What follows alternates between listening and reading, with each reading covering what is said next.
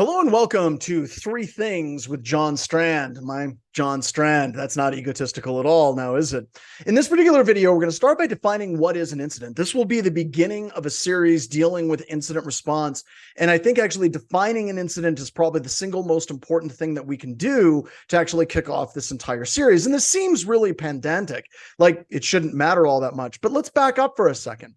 We can look at the definition of an incident from the NIST, National Institute of Standards and Technologies. And this is what they say an incident is: an occurrence that actually or potentially jeopardizes the confidentiality, integrity, availability of an information system or the information of the system processes, stores, transmits, or that constitutes a violation of the imminent threat violation of security policies, procedures, or acceptable use policies. Oh my God, that sounds like it's absolutely horrible and was written by somebody that got like an engineering degree and then cross-referenced it with some type of legal degree. And you probably wouldn't be all that far off. That definition is really, really huge. That is a crazy definition. But that brings me to the third thing that we're going to be talking about: application. Whenever you're looking at that definition is a very large definition that can encompass a wide variety of different scenarios. And that actually is the point. Whenever you're talking about impacting or potentially impacting, both of those things can in fact be incidents. Now, why exactly would I say that? That brings me to my third point: impact. Whenever you have a definition that is that large, it allows you to incorporate multiple attributes of an actual hack attack into identifying that hack attack and further explaining how that particular hack worked. Let me give you an example.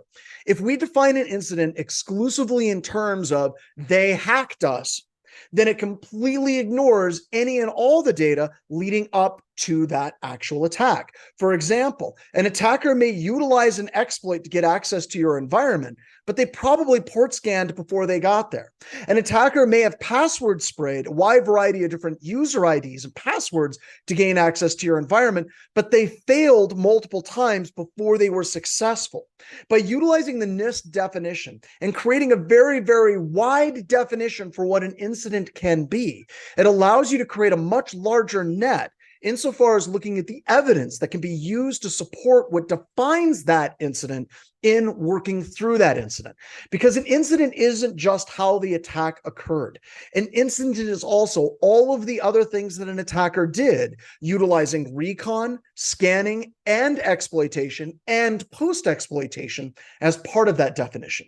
And whenever you utilize that very large definition, it allows you, whenever you get to your lessons learned phase, incident response, to be able to sit back and say, what can we do to not just stop the immediate exploitation activity, but what can we do to also encumber the attacker in their pre-exploitation activities, be it recon, scanning, password sprays, any of those things that ultimately failed, but eventually led them to the success.